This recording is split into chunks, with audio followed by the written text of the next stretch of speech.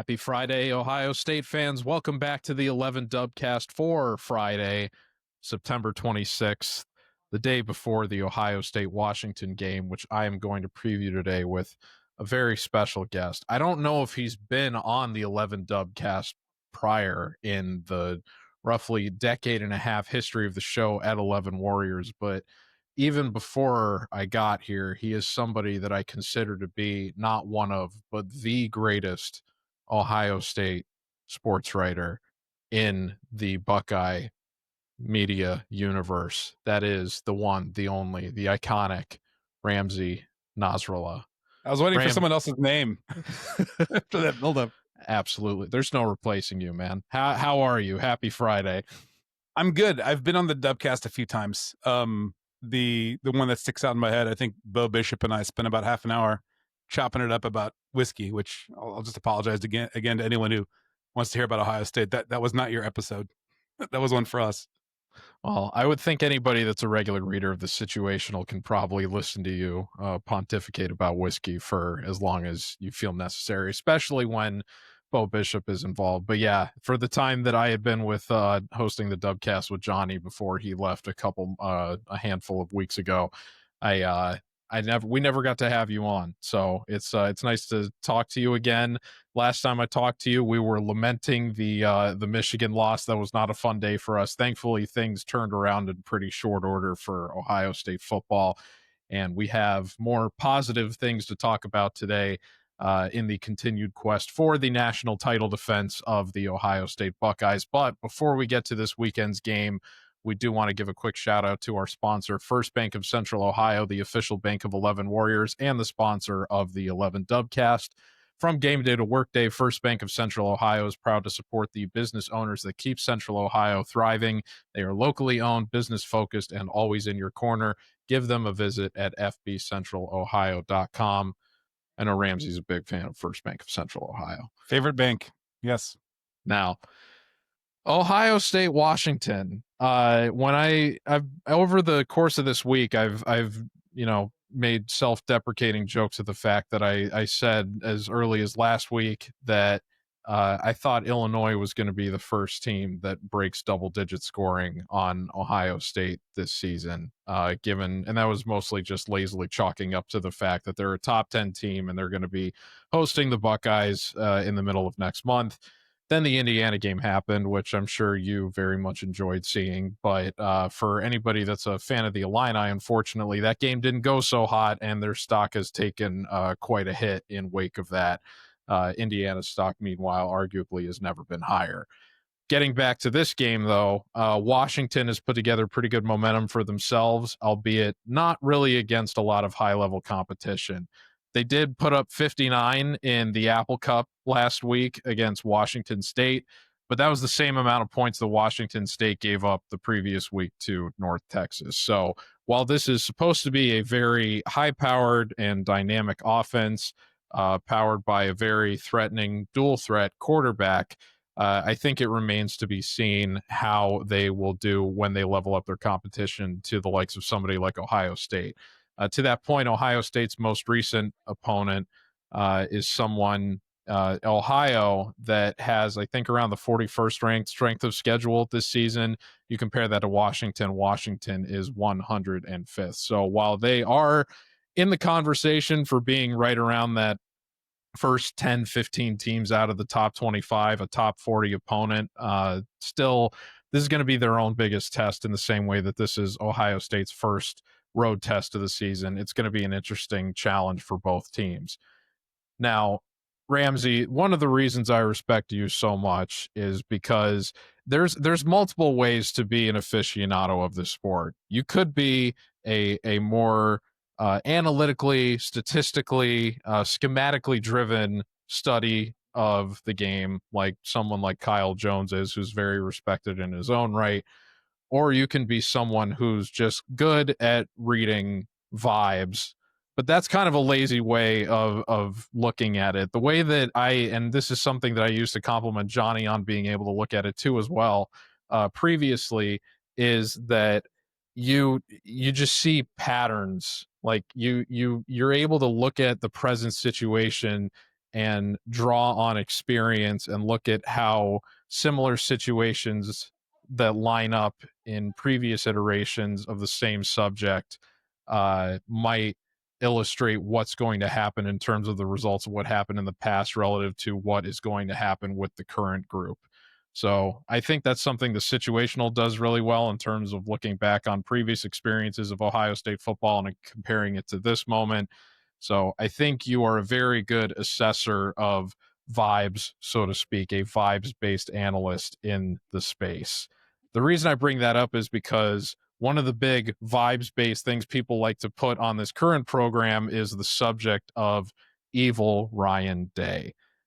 And it would be nice if evil Ryan Day shows up for this game because we haven't really seen them go hog wild, so to speak, this year. It was a very conservative approach against Texas in what was a tough, low scoring opening game.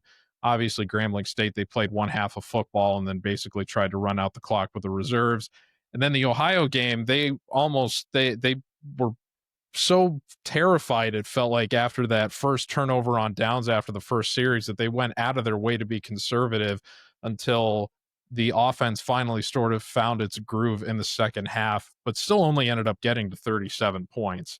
And they ended up giving up more points combined, or giving up more points in that game than they did in the first two games combined. So it was still kind of a performance below expectations, I think, in some respects. Do you think evil Ryan Day shows up for this Washington game and Ohio State makes a statement in their first road test of the season? I don't think we've seen anything except for evil Ryan Day since the Michigan game. And you just referred to the Ohio game. The version of Ryan Day that we fear, the one that has shown up against Michigan the last few years, doesn't go for it on that first fourth down when they turn it over.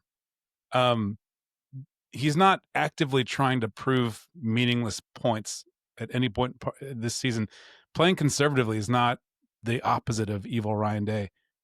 That was a focus on winning the game against Texas.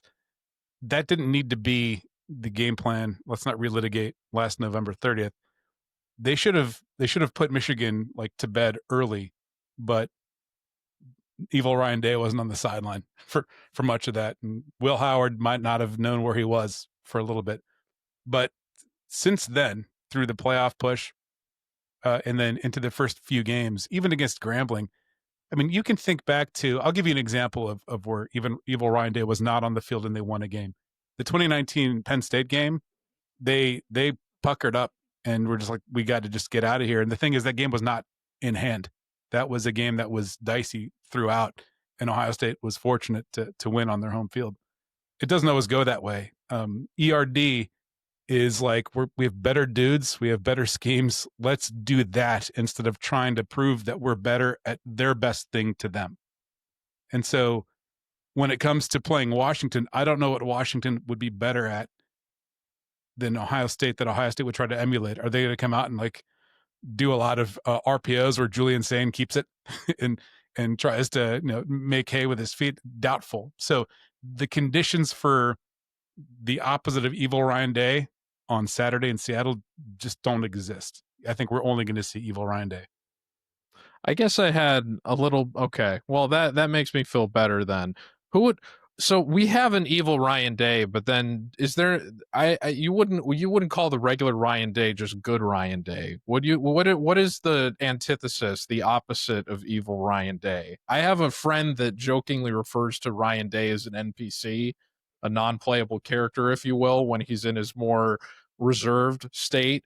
So would you say NPC Ryan Day is the inverse of evil Ryan Day, or is there any opposite of evil Ryan Day that maybe we do see when he's not in the, we're only up by 40 mentality? I think that he's an elite coach, and now that he's not trying to actively do 4 full-time jobs by himself, you only get this. This is who he is. Evil Ryan Day ends up being default. It's like Chinese food in China. You just call it food. And the one aberration was his kryptonite. He got in his own head about trying to win the 2021 Michigan game again last November, and then he tried to do it in in 2022. So if he tries to do it again this year, it's not going to go well. He needs to dictate games on Ohio State's terms, and I don't have any anxiety that he won't do that in Seattle. I think that they've been Washington's been impressive this year against the 100 and whatever schedule you said, but that's a team that last year was undefeated at home and winless everywhere else, including in their bowl game. So the usual for them, they're still trying to define what that looks like. The Kalen DeBoer team is no longer there. These are mostly new guys. A lot of the Kalen guys went to Alabama. They're trying to have a signature win against a top team, the defending national champion. If that's what they're going into the game trying to do, you have to derail that early and not feed them for like 3 quarters. Like it still could happen. They got to go in at halftime being like, well, maybe we can cover or make it look respectable. But the idea that you want to go to an environment like that and play with your food because you know you have better players. He's been talking about just winning the game. You do that in the first half on the road because you don't want to chance that late in the game in a hostile and unfamiliar territory. I guess in that sense, then the Thanos glove that is Ryan Day's career, the Michigan game, the win over Michigan post pandemic is the one. What do they call the power gem or something? I don't know. Infinity War is the only Marvel movie I've seen, so maybe it's not a good metaphor for me to draw. But in any event, it'll be interesting to see if evil Ryan Day evolves into supervillain Ryan Day if they are able to finally get that elusive win over Michigan at the end of this year. Now, that one game at a time, this is, I believe you've alluded to this week that this would be the first loss for Washington at home since 2021 if it does in fact happen on Saturday. So that probably explains why the line has been as close as it is this week, unusually close for an Ohio State game this early in the season against a non-ranked team, which has been a big talking point throughout the week and has actually only since come down over the course of the week. Now it's sort of leveled out a little bit at around 8.5, but still, when you're saying that it's leveling around within the single digits under the circumstances I just mentioned, that's still very unusual, but also speaks to kind of the spoiled position we're in as Ohio State fans. That Yeah. being said, we're all very confident that Ohio State, except for one person at the site who you guys will see when our score predictions post on Saturday, who that is. We're all expecting Ohio State to cover that spread. And maybe you can call us homers that none of us are picking against Ohio State to win. I picked Texas to beat them at the beginning of the season. So I think I try to, even when I'm wrong, I still try to maintain a little bit of or distance myself from the homering brand in terms of recognizing when this team is in a position to lose. But I feel very good based on the fact that they were hitting their second half stride. The offense was clicking against Ohio and that they had a bye week to rest up and prepare for this first road trip. And the fact that Washington's defense isn't very tested, that we're going to see the best version of this team that we've seen yet going into this game. So I said 42-17. I do think Washington is going to break into those double digits. But I just expect Ohio State to have too much firepower and for, as you alluded to, evil Ryan Day to show up as who he is at this point and really keep pedal to the metal and only go for touchdowns, no field goals. I know you never want to see the kicker or punter or any form. You want to see as little special teams as possible on Saturday, but let me know. Do you feel similarly in terms of how this game goes, that they cover easily, and where's your final score looking at for this one? If they don't overthink it, I think it's free money. The wild card for me was anyone who's read me. I've been a longtime critic of Ohio State special teams since the pandemic. I think they're uncoached.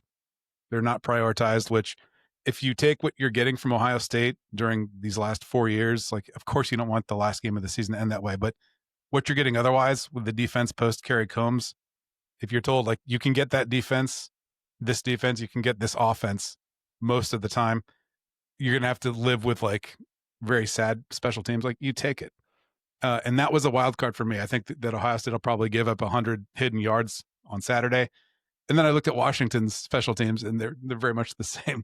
It's going to be whose forfeited yards and hidden mistakes are going to hurt them the most. I think that those benefit Washington because Ohio State has the ability to play with long fields like they've done for most of this time that they've just completely neglected the punt game, which, by the way, you can't avoid seeing special teams. That's also when Ohio State's getting the ball that they're not very good at that third unit. So in the battle of the uncoached force against the neglected object, I think that goes to the home team. That's a big swing there. But I think the defense is too solid, especially the linebackers and the secondary. I think that Ohio State's very thin depth up front still allows them to put some containment on the running game, just enough containment on the running game. That what did I say? 38-17? 38-20, I believe. 38-20. I gave them a field goal. I just talked about Washington's bad special teams, and now they're kicking 2 field goals, or maybe they're missing an extra point. It's one of the two. That just reflects the edge that you've given them in that area, Right. But yeah, so we feel pretty similarly. I have the loftiest expectation in terms of points, so maybe I'm not giving the Washington defense enough credit. I just I don't think that they've seen as stiff of a test as what they're going to get. It'll be interesting to see what happens with the rushing attack and how when Ohio State does decide that enough is enough and to go more conservative and to try to deploy more of the running game, given the emergence of Bo Jackson in the last 6 quarters. And, I would imagine trying to get James Peoples and CJ Donaldson going more steadily in some capacity, not just committing to a true freshman as the workhorse in the current moment. So it'll be interesting. I'll be more curious to see. I'm very, very confident that the pass game is going to have similar success to what they had in the second half against Ohio. For me, it's just a matter of what are they going to be doing to try to keep improving the run game, which has steadily gotten, I think, a little bit better, but obviously still has the most room to improve out of anywhere on the offense. But still, I expect probably 4 passing touchdowns for Julian Sayin. It'd be nice for Jeremiah Smith to get a nice little statement game in the quest for both of their own Heisman campaigns. I think Carnell Tate has scored in every game this season. I don't see why that trend doesn't persist either. And it'd be nice if Max Clare would show up too, although as much as you've been a critic of special teams, I've been a critic of how this team has historically deployed its tight ends during the regular season, at least outside of the. Well, this is like your golden age here. They do the T-Rex formation when they do with 4 at once. Yeah, that's shown up a few times, I guess. But right now, I mean, you make a good argument right now that Kaz Barrick has been the most impressive tight end on the team to start the season. Awesome. Which, yeah, he's been great. I mean, it's great, but when your biggest candidate out of the portal it plays the same position and isn't being featured as much as you would expect, you want to see a little bit more return. But given how much they've deployed the tight ends during the regular season historically, I was being cautiously skeptical of how that was going to play out. But I'm cautiously skeptical. I'll bury a tight end hot take right here at this part of the show. The most impressive tight end has been Kaczmarek. Number 2 has been Nate Roberts. Oh yeah, Claire's 3, and I think Jelani Thurman's been a solid B. Like the whole unit's upgraded itself. But it's not that Claire's been bad. Like Nate Roberts went to prom like 10 minutes ago, and they bring him in, and he does his job. I'm calling he's the de facto fullback of this team. I call him Nate Freight Train Roberts. He deserves a goal line carry one of these days. I don't know when it's going to come, but I'd one like of those to see Oklahoma Sooner tight ends, but they got him to come to Ohio State. Exactly. So we both feel pretty good. I don't know how quickly they race out to a lead. I don't know if it stays close and then, they end up turning on the Jets in the second half and pulling away. But I would think that they're going to have a quicker time figuring out Washington's defense than the other way around. So I wouldn't necessarily expect them to get held back for long. And thankfully, this isn't a situation where Fox somehow negotiated a big noon kickoff, and so it feels like 9 a.m. for them kicking off in Seattle. So they need to jump out quickly. Their quarterback has taken 25 sacks in his last 7 appearances, and if they're behind earlier, he's going to be more likely to try to get it back, and that's just more sack brew. Yeah, I would think so too. I know Arvell Reese had a nice first game in terms of corralling Archie Manning. I think he had at least a couple sacks in that one. It'll be interesting. That's his grandfather. That's much easier than corralling Arch. Archie's got to be like 75. It'll be interesting to see if Reese gets deployed in a pass rush capacity, sort of Yeah. similarly to the way that he was in that first Or game. we see But CJ Hicks just lightning coming off the edge, something. yeah, when I talked with Kyle on Tuesday, we were talking a little bit about who we thought was going to be the spy for this one, the way that they used Cody Simon against Dylan Gabriel in the Rose Bowl rematch. So Yeah. I would imagine they're probably going to have someone spy Washington's quarterback as well. It's just a matter of who do they think is best suited, and from a Yeah. not only from an That, agility standpoint, but he's like what basically Dylan Gabriel, but like not 26 years old. and a little bit taller, I would assume too, not 5'10". I don't know what his I mean, measurables maybe are I think off he's the like top of my head. 5'11". I don't know. I Oh, don't care. okay. All right. Well, it'll be interesting to see who they deploy as the spy without, because if they're assigned to doing that, then obviously they can't be, doing what their other normal regular work is. So I wouldn't Right. necessarily like to see them spy Caleb Downs when there's so much more he could do for the defense on the back end. But That's right. it'll be interesting to see what Patricia comes up with. He's certainly earned the benefit of the doubt at this point based on Ohio State's first 3 games that he's going to put together an approach that gets it done. The average median score for our site staff scoring predictions this week is 35-20. So that's, right around what yours is. Mine is a little bit loftier and give or take a few points in both directions for Washington and Ohio State. That being said, we all feel pretty good that Ohio State wins this game by 3 scores. You did use the term free money. I do want to reiterate this show is not official financial advice, but we all are a little bit our eyebrows are raised in terms of the spread this week. We'll leave it at that. But Ohio State should win, keep it rolling in the national title defense campaign this season, and it'll be interesting to see how they carry that momentum into October, where they will play Minnesota the following week, which is the weekend of 11 Dubgate. So make sure you come out for that.